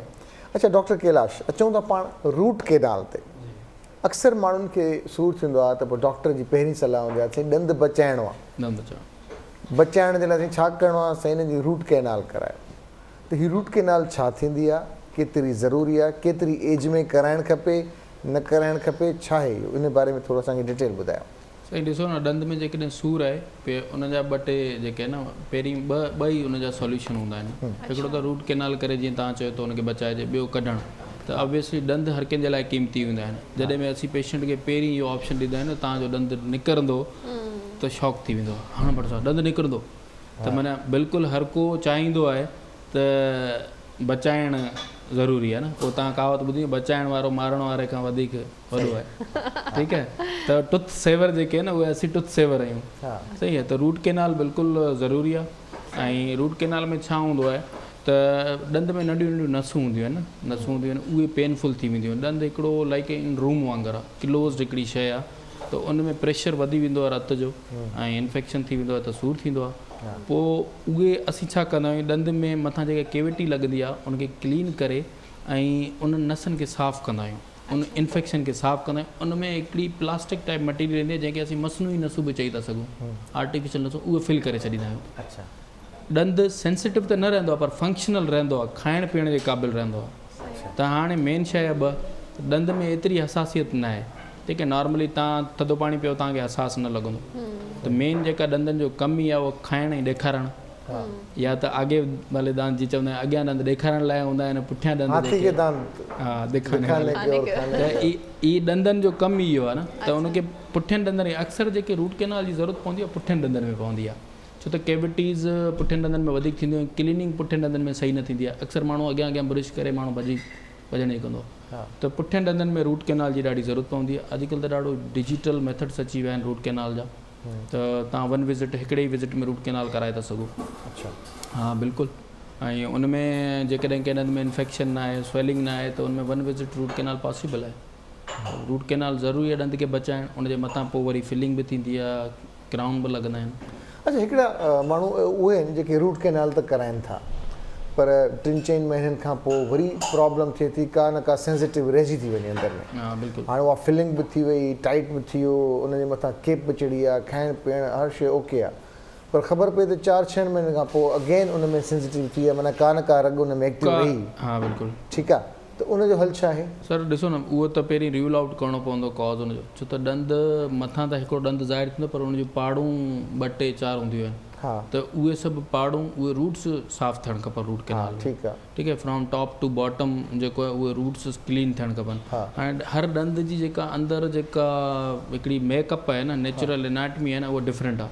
कंहिंमें 3 आहिनि रूट्स, कंहिंमें 4 आहिनि, कंहिंमें 2 आहिनि, त उहे क्लीनिंग ज़रूरी आहे। जेकॾहिं उहो या त प्रॉपरली क्लीन न हूंदी त सूरु थी थो सघे, या अक्सर पेशेंट छा कंदा आहिनि, मरीज़ छा कंदा आहिनि, रूट केनाल करण खां पोइ मथां जेके आहे न फिलिंग सही न कराईंदा आहिनि या क्राउन न कराईंदा आहिनि। जेकॾहिं उहो प्रॉपर न आहे थियल त वरी जेको आहे उहो री इन्फेक्शन थी वेंदो आहे, दुबारा इन्फेक्शन थी वेंदो आहे। त इन करे बि दुबारा इन्फेक्शन थी थो सघे, सूर थी थो जंहिंजो सघे। ॾंद टुटी वञे, चाहे वो एक्सीडेंट में टुटे या झेड़े में टुटी वञे या एज जी वजह सां टुटी वञे, उन लाइ तव्हां तव्हां सुबुह खां पोइ झेड़े जूं ॻाल्हियूं न कयो। हेॾे रुगो झेड़नि जूं ॻाल्हियूं हूंदियूं आहिनि। घर में हेॾे झेड़ा ई हूंदा आहिनि। डपु था ॾियारो असांखे। त सिचुएशन का बि थी सघे थी न, झेड़ो बि थी सघे थो, ॾंद बिल्कुलु टुटी सघे थो, त उन लाइ तव्हां छा ट्रीटमेंट कंदा उन आहियो? ते वरी उहो ॾिसो ॾंदु हाणे टुटो केतिरो आहे, थोरो पीस टुटो आहे या वधीक टुटो आहे, उनजी पोयां रूट केतिरी आहे, त ॾंदु त अराउंड जेको आहे न 20-22-25 मिलीमीटर जो हूंदो आहे, ठीकु आहे।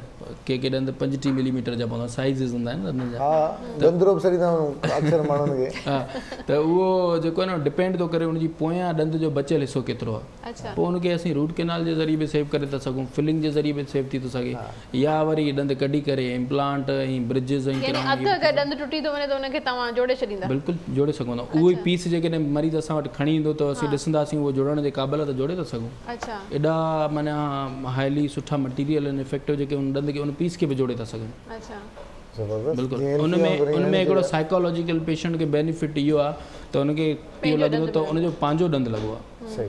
बिल्कुलु ऐं जंहिंजा उनखे बिल्कुलु रीअटैचमेंट एज जी वजह सां जेके आहिनि ॾंद बिल्कुलु ख़तमु थी विया आहिनि, त उनखे तव्हां कहिड़ो ट्रीटमेंट ॾींदा आहियो? हू त या त पेशेंट जेकॾहिं मेडिकली को प्रॉब्लम न आहे ऐं पेशेंट जी हॾी मुंहुं अंदरि सही आहे त इम्प्लांट अॼुकल्ह काफ़ी कॉमन आहे, ठीकु आहे, इनोवेटिव शइ बि आहे, उन सां फिक्स ॾंद उनजा लॻी था सघनि, सभु जेके बि फिक्स ॾंद आहिनि न।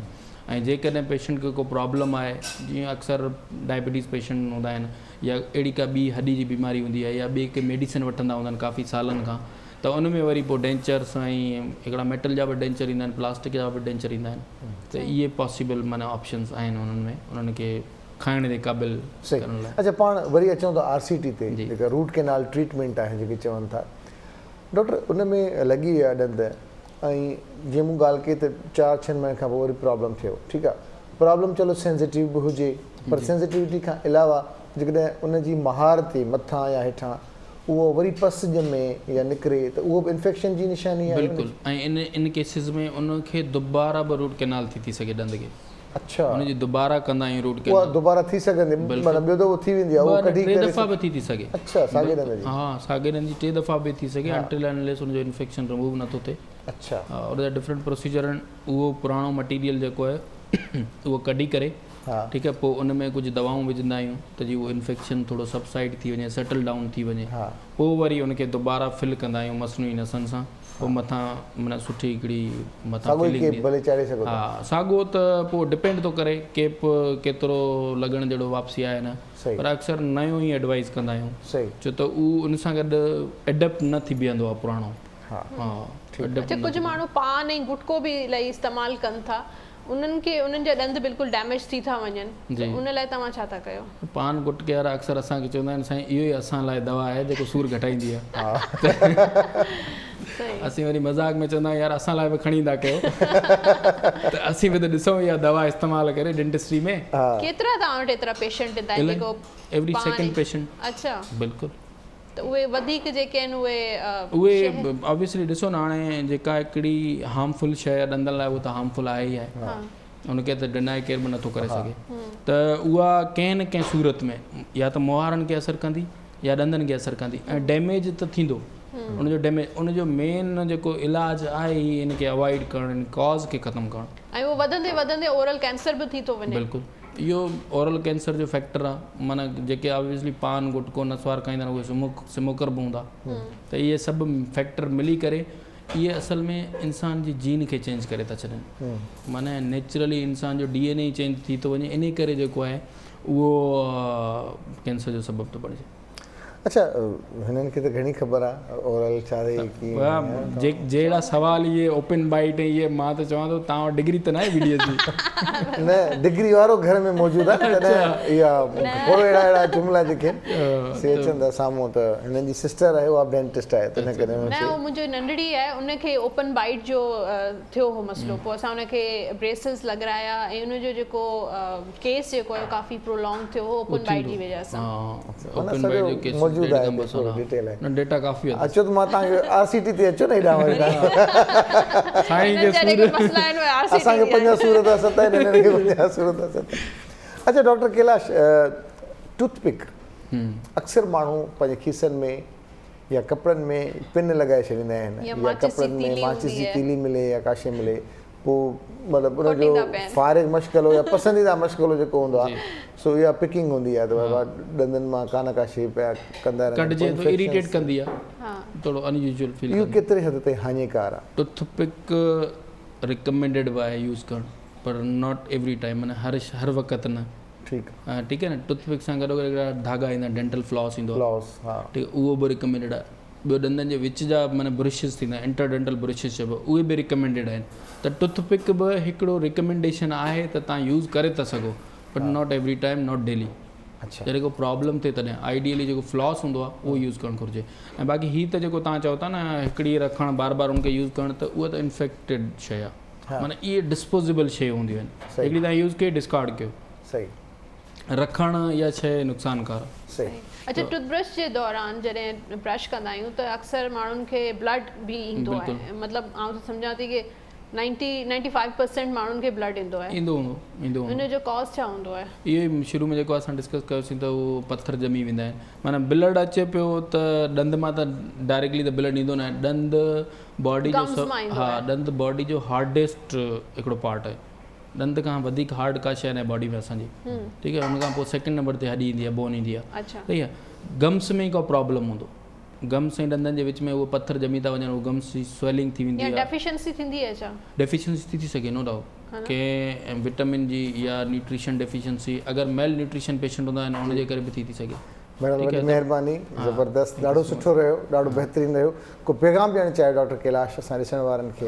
मां इहो ई चवंदुमि त असां वटि जेका आहे न डेंटल जे हिसाब सां अवेयरनेस ॾाढी घटि आहे। जीअं आधे जो हिकिड़ो फ़ोन आयो त ॿारनि में कैविटीज़ आहिनि, उन्हनि जा ॾंद एतिरा इम्पॉर्टेंट न आहिनि या उहे किरी था पवनि, त मां त इहो रिकमेंड कंदुमि त पंहिंजे ॿारनि खे जेका आहे ब्रश शुरूआति खां ई जॾहिं उनजो ॾंद इरप्ट थिए थो त हिकिड़ो दफ़ो तव्हां नियर बाए डेंटिस्ट वटि ज़रूरु विज़िट कयो ऐं उन्हनि खां एडवाइस वठो त ब्रश कीअं करिणो आहे। ऐं ब्रश ऐं ॿी मुंहिंजी ॿारनि खां अलावा ॿी मुंहिंजी इहा एडवाइस आहे त तव्हां सेल्फ जी मेडिकेशन हूंदी आहे न, त अक्सर सूरु थियो त हीअ दवा वठी छॾी, हीअ एंटीबायोटिक वठी छॾी, त इहो सेल्फ मेडिकेशन न कयो।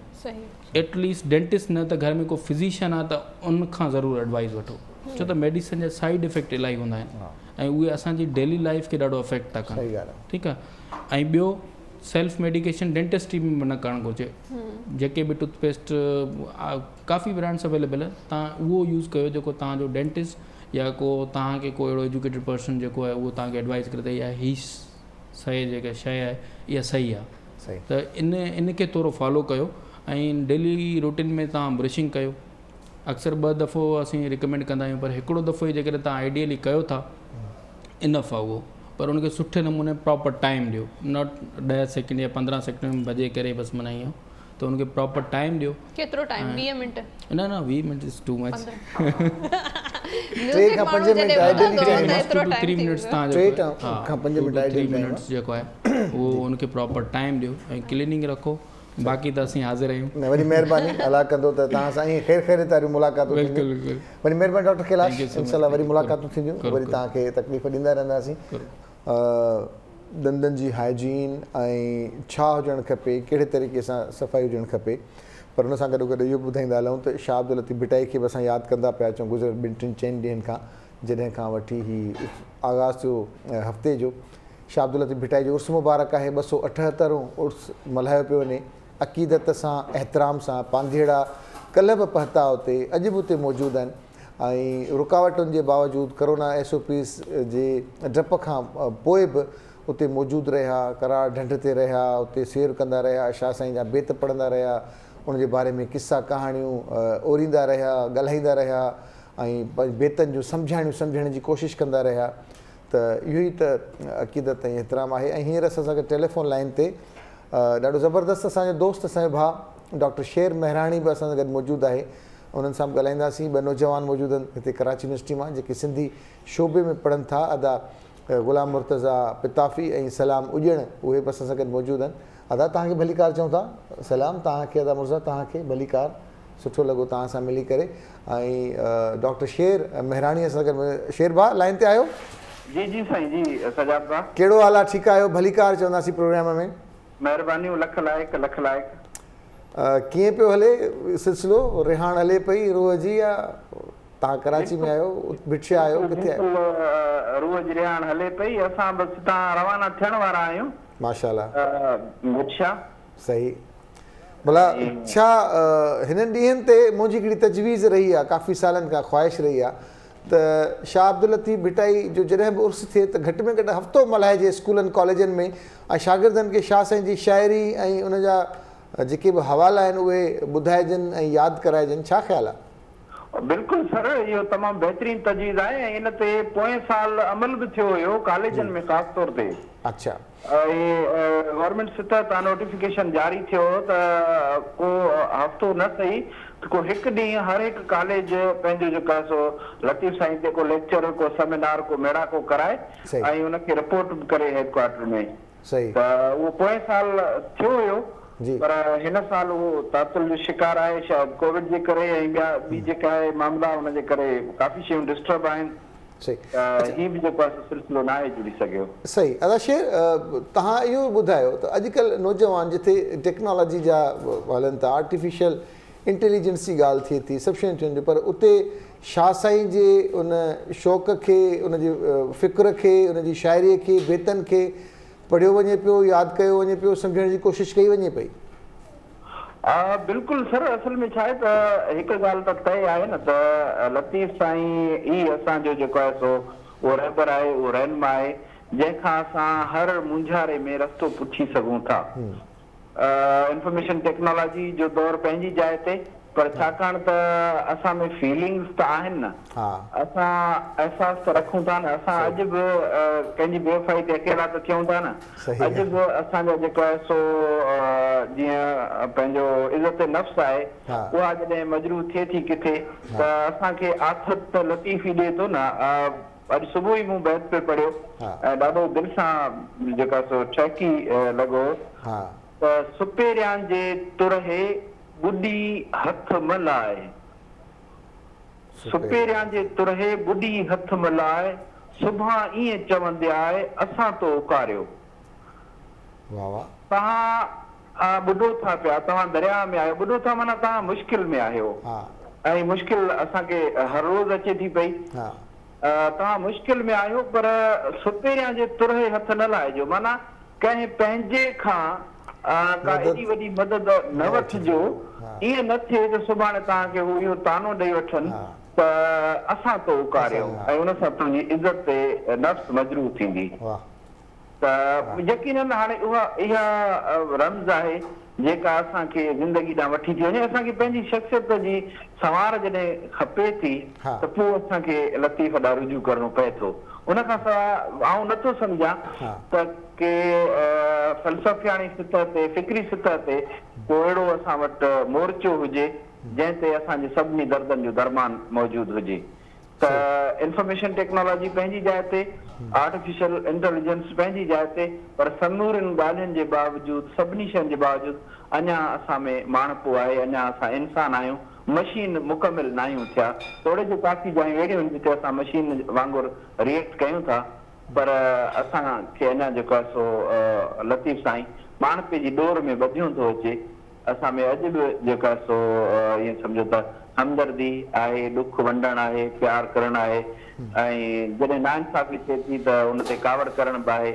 त उहे सभु शयूं असांखे सूर्य मरी सोभ खे त दिलि जा वहम विसार, हाण भाला विड़ भाकरे आदि ढाल में ढार, मथां तेग तरार मार त मथा रोके। कोई चवंदो त को सूफ़ी शाइर आहे जेको ईअं थो चए।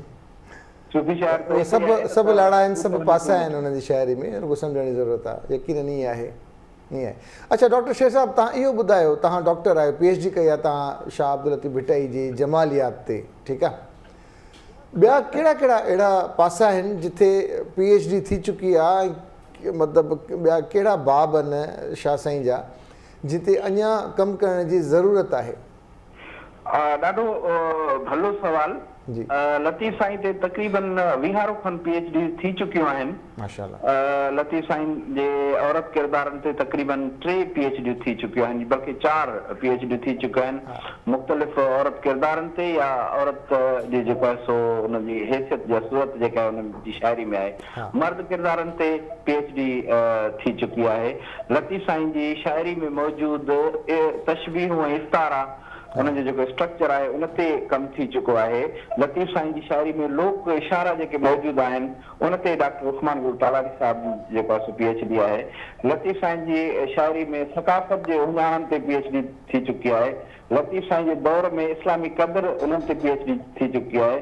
लतीफ़ साईं जी शाइरी में समाजी क़दर ते असांजे प्यारे अहसान दानिश PhD कई आहे। त इहे PhD थियूं आहिनि।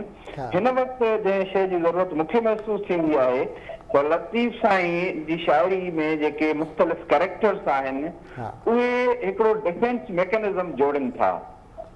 डिफेंस मैकेनिज़म मुराद आहे त हू जॾहिं बि कंहिं ॾुखी जाइ ते फासी था पवनि त उतां हू अंदर मां ई उनजो रस्तो कढनि था, मतिलबु नफ़्सियाती तौर ते पंहिंजे पाण खे मज़बूत बणाए उतां निकिरण जी कनि था ऐं उते फासी नथा पवनि, हू कामयाबी सां उतां निकिरनि था। ऐं जेको ॾुखी महल में कामयाबी सां निकिरण वारो जेको मरहलो आहे उनखे जदीद नफ़्सियात में चवंदा आहिनि डिफेंस मैकेनिज़म। इहो साइकोलॉजिकल डिफेंस मैकेनिज़म लतीफ़ साईं जे कैरेक्टर्स में तमामु घणो आहे।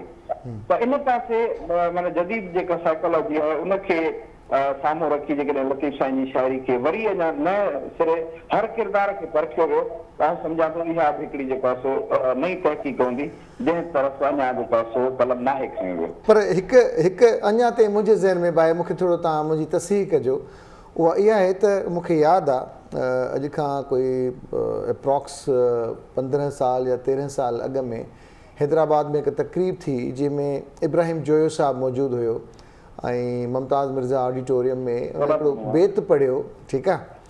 उन बेत पढ़ण खां पोइ साईं इब्राहिम आउं बि मौजूदु हुउसि उन हाल में।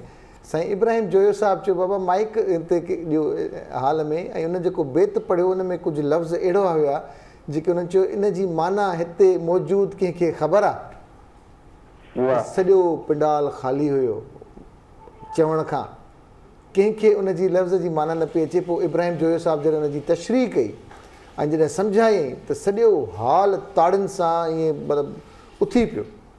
त मूंखे त अञा बि लॻे थो त शाह साईं जा उहे लफ़्ज़ उहे उन्हनि जा बेत जेके पढ़ी करे असांजा अॼु जा नौजवान चवंदा आहिनि बाबा शाह साईं ॾाढो ॾुखियो आहे, नथो आहे सिर्फ़ु नंढे सम्झण जी ज़रूरत, त उन्हनि ते बि PhD करण जी ज़रूरत आहे मुंहिंजे ख़्याल में।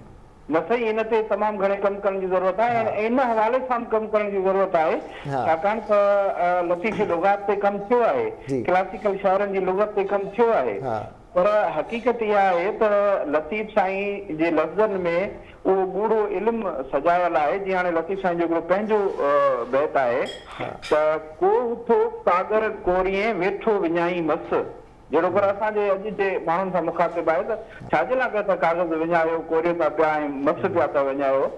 दूर त्याई ॾिस अखर जीअं ई जुड़िया, उन माग ते ॾिस जिथे अखर जुड़िया आहिनि, लफ़्ज़ जिथे ताबीर थिया आहिनि, लफ़्ज़ जिथे तामीर थिया आहिनि, लफ़्ज़नि जी जिथे घड़त थी आहे उन माग न ॾिसो, ॾाहप जी उन काइनात न ॾिसो। त यकीनन लफ़्ज़ हूअं त निशानियूं आहिनि पर निशानियुनि जे पोयां हिकिड़ो इल्मु आहे, हिकिड़ो अदराक आहे, हिकिड़ी ॾाहप आहे।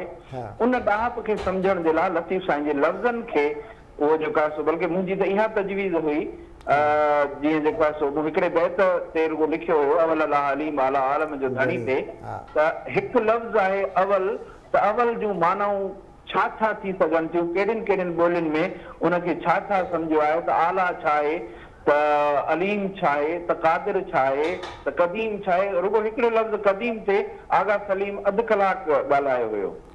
त लतीफ़ साईं जी ॿोली जेका आहे उनखे सम्झण जे लाइ, उन्हनि जे लफ़्ज़नि खे जेको आहे सम्झण जे लाइ तव्हांजी तजवीज़ बिल्कुलु बहितरीन आहे, त उन ते कमु थियण जी ज़रूरत आहे, सख़्तु ज़रूरत आहे, सख़्तु ज़रूरत आहे। ॾाढो सुठो ऐं उमेदु आहे त तव्हां वेंदव, असांजी अक़ीदत बि उते असांजो न्याज़ बि चइजो।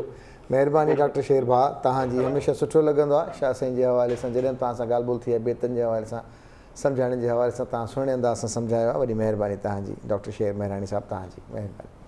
ऐं हाणे हलूं था असांजा ॿ नौजवान वेठा आहिनि ग़ुलाम मुर्तज़ा पिताफ़ी ऐं सलाम उॼण। कहिड़ो हाल आहे? ठीकु आहियो? भली कार चऊं था। नौजवान आहियो तव्हां, ईंदड़ सिंधी शोबे में पढ़ो था, कहिड़े साल में आहियो तव्हां ॿई? जी असां जेको आहे त सेकेंड ईयर में आहियूं। सेकेंड ईयर में? जी जी। सिंधी शोबो ई पढ़ण जो शौक़ु थियो या एडमिशन इन में थी?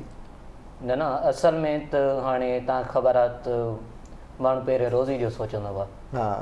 उते ई असां पहिरें माना ॿियनि शोबनि में वञणु पई चाहियो, पर सिंधी लॻी वियो पोइ हाणे लॻी वियो ईअं सम्झो। न, सिंधी ॾाढो सुठो तमामु शानदार सब्जेक्ट आहे। जॾहिं तव्हां हाणे पढ़िया हूंदव, ॿिए साल में आया हो, त तव्हांखे अंदाज़ो थींदो त केॾो वॾो असांजो कल्चर आहे, केतिरी एतिरी तारीख़ आहे ऐं कहिड़े तरह सां ॿोली ठही कीअं जुड़ी। सलाम, तव्हां ॿुधायो। जी, पंहिंजे इंट्रस्ट जे तहत हिन सिंधी शोबे खे पाण जेको आहे चॉइस कयो। मुंहिंजो थोरो शेरो शायरी सां लॻाव आहे इन जे करे। माशाल्लाह। कुझु असांजा बेत यादि कया आहिनि? जी सर। घणा यादि हूंदा? जाम। ईअं रिसाले मां खोड़ यादि आहिनि सर। खोड़ यादि आहिनि, माशाल्लाह। पोइ तव्हां सिंधी पढ़ियो त ज़ाहिर आहे ॿोली के लफ़्ज़ अहिड़ा हूंदा आहिनि जेके थोरा ॾुखिया महसूसु थींदा आहिनि। जी सर, बिल्कुलु। पोइ छा करो? पोइ सर कंहिं दोस्त पहिरीं प्यारे सां जेको आहे त रहनुमाई वठंदा आहियूं उन खां। पोइ असुल में सर जेको शाह साईं जी जेका हस्ती आहे उहा अज़ीम आहे। शाह साईं हर सदी जो शाइर आहे ऐं संदसि जी शाइरी के साल गुज़री विया, न पुराणी थी आहे न पए पुराणी थींदी। अॼु बि उनजे शाइरी मां केतिरा ई जेको आहे सो त माण्हू इल्म सां मुस्तवीज़ थियनि था ऐं उनजे शाइरी ते अमल करे ऐं पंहिंजे मसइलनि जा हल ॻोल्हण जी कोशिशि कनि था। इहा सही ॻाल्हि आहे तव्हांजी, बिल्कुलु ईअं आहे। ऐं अॼु जहिड़ो दौरु आहे, जदीदी टेक्नोलॉजी जो दौरु आहे, त मां हिकु बैत ॿुधाईंदुमि त बैत इहो ईअं आहे त हू चवनी तूं मचव, हू चवनी तूं मचव, वाता वर आहे, जोवर जुरे जिनसी सोवर सोई कनि। त लतीफ़ साईं जेको पंहिंजी शाइरी में जेको मैसेज ॾिए थो, उहो प्यार मोहबत जो मैसेज ॾिए थो। त हू चवनी तूं मचव, हू तोखे भली छा बि चवनि, तूं न चव उन्हनि खे सब्र कर। सब्र खां कमु वठंदी त इहा जेको आहे सो त मर्द ख़ुदा जी निशानी आहे। सही ॻाल्हि आहे। तव्हां जेको मैसेज ॾियनि था उहो त कॾहिं तव्हां सिखियो उन ते अमल कयो? कोशिशि कयूं पिया मैडम। कोशिशि करणु खपे तमामु आस्ते आस्ते। ऐं ज़ाहिर आहे तव्हां शोबे में आहियो ऐं अञा ॿिए साल में आहियो, शौक़ु खणी तव्हांखे जीअं चयो त तव्हांजो शौक़ु हुयो पढ़ण जो ऐं तव्हां हिनखे कैरी ऑन कयो आहे। उते भला पाण में जॾहिं तव्हां दोस्त वेहो था, पंहिंजी ॿोलीअ में ॻाल्हायो था, ज़ाहिर आहे सिंधी असां एॾी शाहूकार ॿोली आहे, उन्हनि में शाइर बि आहिनि, उन में लिखारी बि आहिनि, तारीख़दान बि आहिनि, उन में वॾा वॾा मुसवर बि रहिया आहिनि, सियासतदान बि रहिया आहिनि। सभई माना शुरू खां वठी ओवरऑल तॾहिं ई हिकिड़ी ॿोली जुड़ी आहे, हिकु हिकु अखर जुड़ियो आहे। ज़ाहिर आहे इन्हनि अखरनि खे कंहिं त घड़ियो आहे न, ज़ाहिर आहे उन्हनि जूं महिनतूं शामिल आहिनि, तॾहिं त वञी हे एॾी वॾी शाहूकार ॿोली असांजे हींअर हथनि में आहे। पाकिस्तान में ई ॾिसूं त असां वटि माशाल्लाह ॿिया सूबा आहिनि, पर उहे उन्हनि जी पंहिंजी सूर तख़्ती न आहे। असां वटि पंहिंजी सूर तख़्ती आहे, असां लिखी सघूं था, पढ़ी सघूं था, ॻाल्हाए सघूं था। बलोच दोस्त पढ़ंदा आहिनि असां सां गॾु, उहे ॻाल्हाईंदा बलोच आहिनि पर उनजी जेको लिखी न सघंदा आहिनि, पर हाणे उहा बि पंहिंजे हुन में लिखंदा आहिनि, उर्दू वारे अंदाज़ में लिखंदा आहिनि या छा। त इहा असांजी हिकिड़ी ख़ुशनसीबी आहे त असां पंहिंजी ॿोली लिखी सघूं था, सभु शइ सम्झी सघूं। अच्छा मुर्तज़ा, तव्हां माशाल्लाह जीअं असां ॻाल्हि कईसीं आर्टिफिशियल इंटेलिजेंस ऐं तरक़ी दुनिया हले पई, जॾहिं तव्हां पंहिंजी ॿोली में जेको बि सम्झो था तव्हां हिन में एडमिशन थी आहे, शौक़ु ऐं केतिरे चाह सां हिनखे पढ़ो था, सम्झो बि था या बसि तव्हांखे डिग्री वेट खपे? जी पहिरें त असां शायदि माना सिंधी जे जेके हाणे वारी सिंधी आहे, हा, उन में असां सम्झोसीं शायदि इहा ई सिंधी आहे। हा, पर जॾहिं शाह जा बैत असांखे माना अॻियां आया त असांखे ख़बर लॻी त हिन में त वॾो माना जेको आहे त ज़ख़ीरो मौजूदु आहे पंहिंजी सिंधी ॿोली में। जॾहिं असां शाह जो हिकिड़ो बैत माना नथा सम्झी सघूं पोइ माना वॾी ॻाल्हि आहे। जीअं हिकिड़ो वर्ड हुयो वेज, अंधनि ऊंधा वेज, हाणे असांखे ख़बर ई न आहे त वेज जी माना छा आहे। पोइ जॾहिं रिसर्च या सारवाननि खां ख़बर लॻी त वेज जी जेका माना आहे तबीब आहे, ईअं माना। सही ॻाल्हि आहे। त इनखे तव्हां अॻियां बि कंटिन्यू कंदा, तव्हांजो इरादो आहे जीअं तव्हां सेकेंड ईयर में आहियो? हा जी बिल्कुलु। हाणे जॾहिं असां ॾिसूं था त पंहिंजी ॿोली जॾहिं पाण खे ई न सम्झ ईंदी पोइ ईंदड़ नसल खे छा पैगाम ॾींदासीं। सही ॻाल्हि आहे। असां जेको आहे पंहिंजो अज़ीम शाइर जो शाब्द लतीफ़ भिटाई आहे उनखे नथा सम्झी सघूं पोइ माना वॾी ॻाल्हि आहे। सही सम्झण जी ज़रूरत आहे, बिल्कुलु आहे। ऐं सलाम असां करे अदी नसीम बि हलूं था हिकिड़ो दफ़ो ॿीहर ऐं कॉल ते अदी नसीम तव्हां अचो था, पहिरियों कॉल था वठूं उनसां। जी गुड मॉर्निंग, अस्सलाम वालेकुम। वालेकुम सलाम अदील शाह, कहिड़ा हाल आहिनि? मां बिल्कुलु ठीकु आहे, तव्हां ठीकु आहियो? महिरबानी हूंदो। नालो तव्हांजो किथां पिया ॻाल्हायो? अदी आऊं टंडू मामून खान पियो ॻाल्हायां, नालो पासे वारो ॿुधाए सघे थो? तव्हांजो नालो ई त मूंखे वणंदो आहे। बसि हिन वणण जे करे त कॉल थी अचे। हा, तव्हांजो नालो मूंखे ॾाढो वणंदो आहे, छाकाणि तव्हांजो नालो आहे सजाद। सजाद ऐं अवां जो नालो सजाद ऐं मुंहिंजो नालो बि सजाद। सजाद अची विया अॼु। कहिड़ो हाल आहे सजाद, ठीकु आहियो? महिरबानी सर, सवेरे कॉल पहली डॉक्टर साहब वेठो, घणी कोशिशि कई पर कॉल न मिली। असां अधु डॉक्टर थी विया, मसइलो ॿुधायो तव्हांखे, ॿुधायूं था हल। अल्लाह हाणे कोन थींदो, हाणे ॾंद टुटण ते अची पिया आहिनि, उमिरि जे हिसाब सां कोई इलाज कोन्हे, पर मेरी दिलि ख़ुशि करियूं आहे डॉक्टर सां ॻाल्हाए। अच्छा, डॉक्टर सां ॻाल्हाए दिलि ख़ुशि कयो आहे। अच्छा, असां अधु डॉक्टर थी विया हुते वेही वेही। सर इहा सीट जेका आहे न, इहा सभु कुझु सेखारे छॾे। घणो कुझु सेखारे छॾियो अथई, गाॾी ठाहे थो वञे। हर मौज़ू हर लेवल ते माण्हू अवां सां वेहे थो, को न को तव्हांखे जेको प्रैक्टिकली ऐं तव्हांखे तजुर्बो थी वेंदो आहे हिन सीट ते वेही। हा, इहा ॻाल्हि तव्हांजी बिल्कुलु 100% सही आहे। उषा खे चवंदो त काफ़ी ज़िंदगी ॾिठी हूंदी, पर हिते अचण खां पोइ अधी जी ख़बर पवंदी त छा क्वेश्चन आहे, छा आंसर आहे। सही पिया चयो, बिल्कुलु। हा जी, ईअं त आहे। बहरहाल प्रोग्राम सुठो आहे ऐं नौजवान तव्हां विहारिया आहिनि, हिन सां कचहरी हले पई। हा, सुठी ॻाल्हि आहे, प्रमोट करण सां जो अॻियां सिंधियुनि खे जेको सो असांजे दोस्तनि खे मौक़ो मिले, सुठी ॻाल्हि आहे। ऐं बिरयानी अदी ठाहे पई। जी, chicken biryani, Karachi biryani. Karachi biryani first class ठाहे पई। अदी खे चओ केॾी महिल कोरमो बि ठाहियो त ॿियो न, परे खां ॾिसी पाणी वाती सही आहे। कोरमो अदा एतिरी हिमत अथई त असांजी भाॼाई खे चओ न त कोरमो ठाहे तव्हां खाराए। सदा उहा ठाहे ॾींदी आहे, उहो कॾहिं को सालनि में को मूड सवलो थी वियो त हिकिड़ी बिरयानी ठाहे ॾींदी आहे, सम्झो न। हा, बाक़ी इहो आहे जो चवंदी आहे त वठी अचो न, ॿाहिरि जाम मिले पई, फर्स्ट क्लास बि मिले, फलाणे टेस्टी आहे, उतां खणी अचो। हा, त इहो आहे। चलो, इहो ॾाढो ज़बरदस्तु आहे। हूअं बि चवंदा आहिनि त जेकॾहिं मुड़ुसु घर में अचे ऐं मानी घुरे, मानी खाए ऐं थोरी देरि खां पोइ अचे त अचार या ॾही घर में आहे, त इन जो मक़सदु इहो आहे त बोड़ में मज़ो न आहे, मोचड़ो तयारु आहे। ऐं ठीकु आहे, बोड़ में मज़ो न आहे, पर उन में इहो बि आहे त उन में एतिरी बि हिमत न आहे जो उहो चई सघे। सही ॻाल्हि आहे सर, इहा माना तव्हां दिली ॻाल्हि करे छॾी। तव्हां मूंखे लॻे थो त इहो वठींदा सभिनी मर्दनि जे दिलि में हिकिड़ी ॻाल्हि आहे छा? अदी ॻाल्हि ॿुधो न, तव्हां जॾहिं हितां प्रोग्राम वाइंड अप करे घर वेंदा त पहिरीं चवंदा मूंखे कलाक छॾियो त मां रिलैक्स थियां। कलाक रिलैक्स थियण खां पोइ चवंदा छॾियो कलाक मां चांहि पियां। उन खां पोइ चवंदा कलाक छॾियो त मां थोरो मानी कई, वरी तव्हां वरी साॻिड़ी रूटीन में चवंदा छॾियो सुबुह जो मूंखे वञिणो आहे। हा, सही ॻाल्हि आहे। त ज़िंदगी जो कारोबार ईअं ई पियो हले, इंसान जेसि ताईं आहे तेसि ताईं बिज़ी आहे।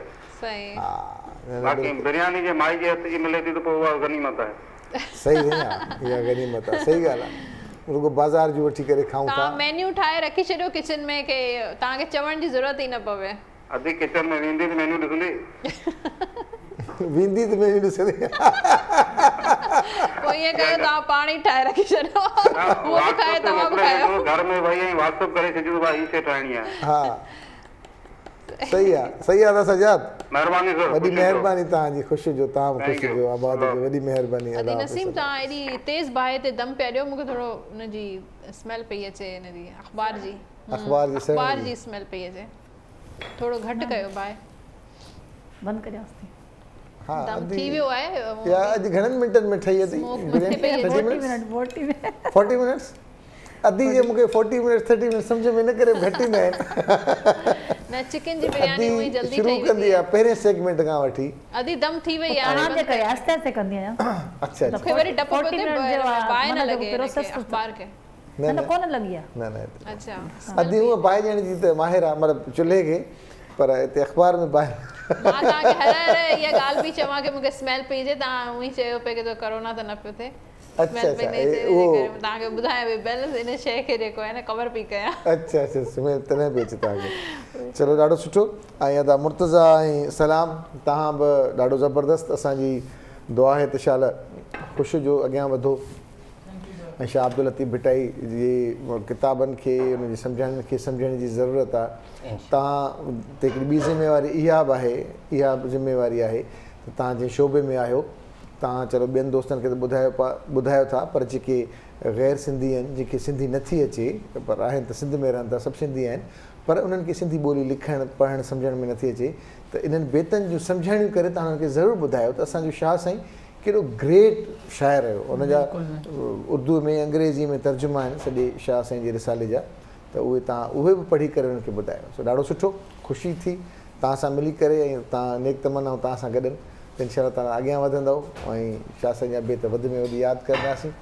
अदी डिश आउट कयो पिया, तयार आहे कराची चलो जी,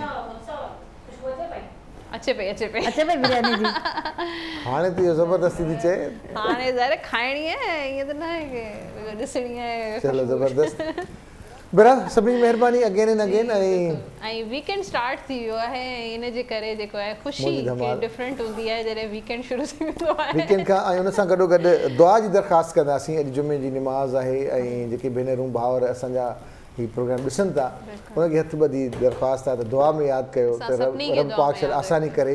तव्हांजी दुआ में ॾाढो असरु आहे, मूंखे उन ते एतिरो यकीन आहे जो मां ॿुधाए नथो सघां। सो पंहिंजी दुआ में ख़ासि नालो वठी जेकॾहिं यादि कंदव त तव्हांजी वॾी महिरबानी थींदी। बसि दुआ कयो त कम सवला थियनि, सिधा थियनि, आसान थियनि, ऐं अलाह शल वाज करे तव्हां ते, असां ते, सभिनी ते जेॾां जेॾां पेर तेॾां तेॾां ख़ैरु, सोचुनि में ख़ैरु, जिथे किथे ख़ैरु, घरनि में ख़ैरु, तबियतुनि में, मिज़ाजनि में ख़ैरु। इंशाअल्लाह मंडे ते थींदी मुलाक़ात, तेसीं ताईं पंहिंजो इलाही सारो ख़्यालु रखिजो। अल्लाह हाफ़िज़। अल्लाह हाफ़िज़।